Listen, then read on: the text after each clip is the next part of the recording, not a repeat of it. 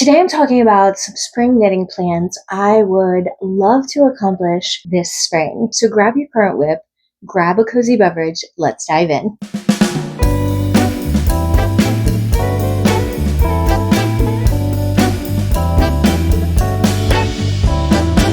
Welcome back, friends. My name is Melissa. I am the dyer behind Rising Tide Fiber Company, and I want to talk about what I want to knit this spring. Do I think I'll accomplish it all? Absolutely not. But hey, a girl can dream, right? So I thought I would go over, I have 5, technically 6 patterns I want to talk about. Most of them are tops, tees of some sort. I do have a pair of socks, so I thought I would start there. Not last summer, friends, but the summer before, I cast on a pair of socks with a micro sock set.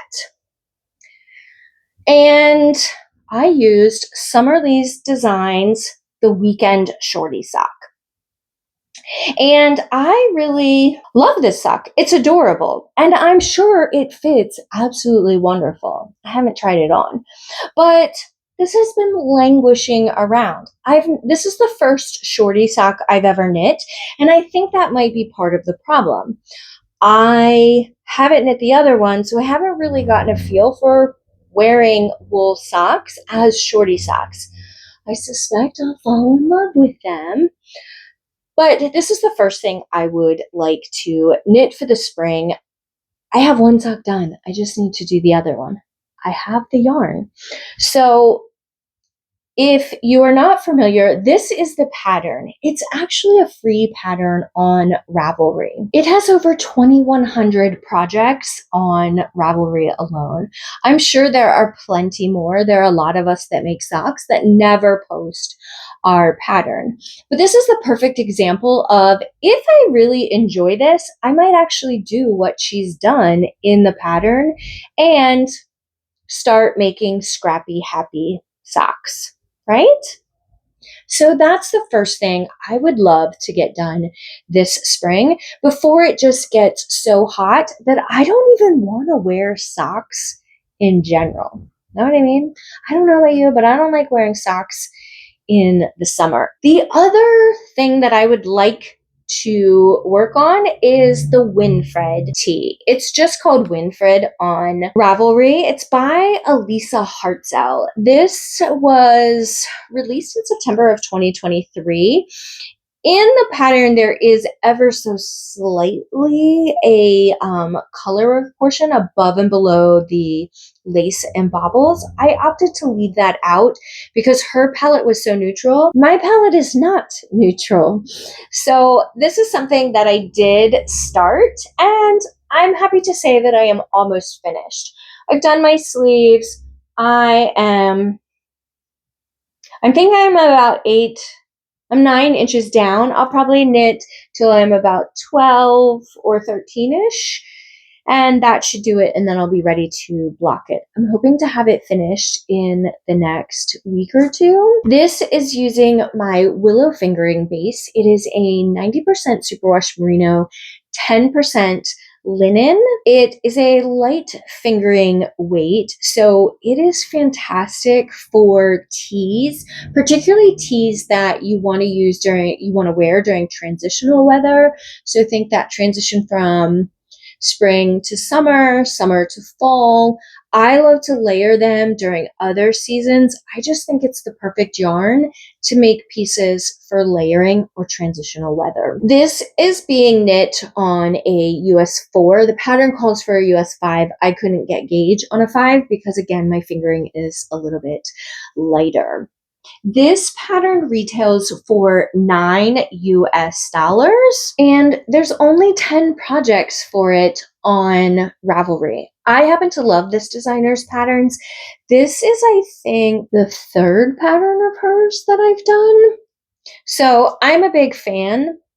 She does do a lot of summer wear or summer garments. So definitely check her out. The next project that I've been really kind of dreaming about is the Winnie top by Lily Kate France. This uses a DK weight yarn. She chose to do hers in cashmere. This pattern came out in June of 2025. It says it's knit on a US 5 needle, which is a 3.75 millimeter, and it's meant to fit a bust anywhere between 28 and 62 inches. Now, she's also designed it to be worn with anywhere between 0 to 2 inches of positive ease. She does list some varying eases for different sizes, but I don't really think that's the designer's place. That's more of a personal preference. I have, instead of cashmere, because I don't want to wear 100% cashmere. That is just asking to have to shave that sweater constantly. Cashmere just pills. So I am thinking that I want to make it in my Suffolk DK. This is a yarn that is 50% baby alpaca, 25% silk, and 25% linen. So though alpaca can be pretty generous in the warmth factor, the silk is obviously drapey, alpaca is drapey, but linen is what's going to give this yarn its structure. It's also going to kind of give that cooling ability. So this is very soft. It's not tightly plied. In fact, it's only a 2-ply yarn, somewhere around 900 yards, if I had to guess. I anticipate knitting this on a US 5 as well. I'll have to gauge swatch, see if I can get the 21.5 inches per 4 inches in stockinette stitch, but I just love the delicateness of the collar, the sleeve caps, and the hem. I'm not crazy about how high the sleeves come up, so I would probably try it on, like block it, try it on, see if maybe I wanted to lengthen those and see if I could figure out a way to do just that. The next tee that I want to do is also a DK weight tee. It's called the Fresh Berries tee. Now, this is a pattern put out by Universal Yarns, and it's a free pattern. I will say up front that this is not a size inclusive pattern. It goes from a bust of 32 to 59 and a quarter. So my bust is roughly, I usually make about a 46. So I'm falling kind of in the middle. It doesn't say what is the recommended ease for this pattern. It was published back in November of 2019. It calls for 20 stitches across and 26 rows in the 4-inch swatch, knit on a US 7. They're, of course, using the Universal Yarn Cotton Supreme yarn. I do have skeins of this in deep stash. I want to say I have like pink, yellow, blue. So that is a possibility that I could go. I do have my own yarn line that is a cotton wool where it's 50% cotton, 50% wool. And I'm a huge fan of it for the simple fact that wool wicks sweat. The cotton keeps you cool. So I am leaning in that direction, but I have no idea what color combination I really want to use for this. I love it. Again, it's a free pattern from Universal Yarns. I don't know where I stumbled across this. I feel like maybe I saw it on an episode of Woolen Wishes. The sister-in-laws out in the UK that have a podcast, they put up a video about once a month, I feel like. Maybe every 2 to 3 weeks, depends on how busy their lives are. I don't think I mentioned it, but the Winfred sweater was on my make 9 for this year, and I'm almost finished that. Another pattern that was on my make 9 for this year was the Wishbone sweater, and this is by Caitlin Turowski. And this pattern was released in August of 2022, and it is a fingering weight sweater with 25 stitches and 42 rows in 4 inches. I love this sweater, and it retails for $10 US. I love the simple top at the bottom, and I love the look of the garter stitch body. I have not bought the pattern yet, so I don't know, but I'm leaning towards not doing this one right away because I don't want to purl in the round.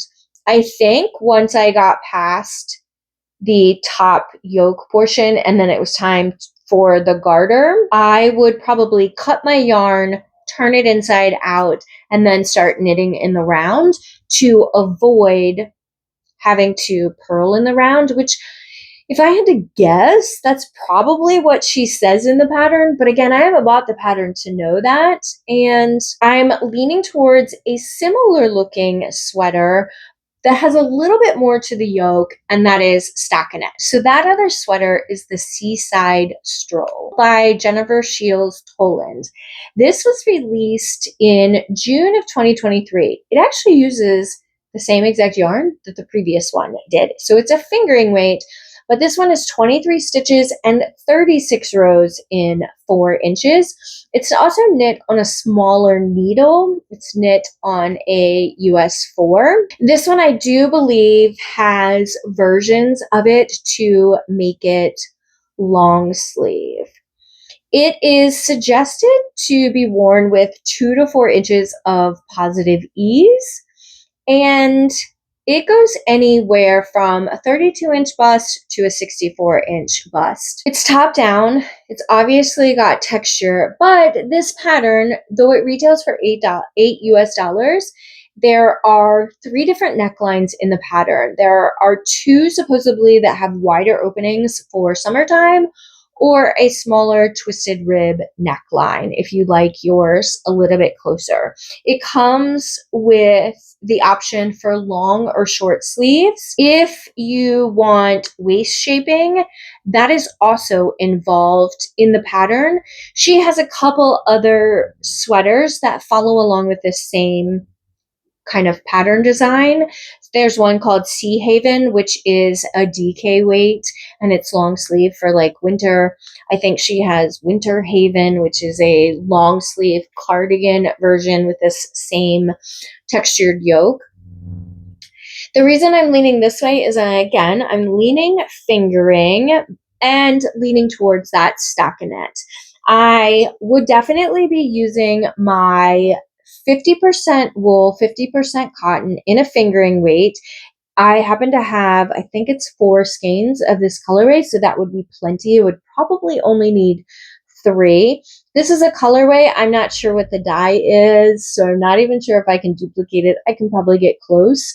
So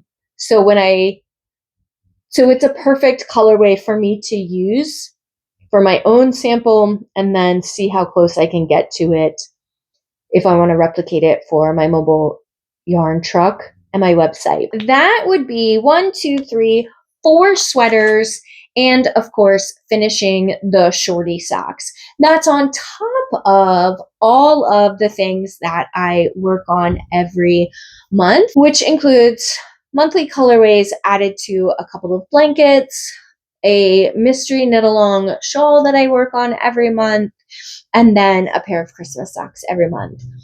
I don't know if I can get it finished between now and, say, August. This would be my spring. Well, I guess this might be spring. Let's see if I could get it done by the end of June, and that would put me in prime time for summer knitting. So I would love to know, do any of these patterns speak to you and you think you want to knit them as well?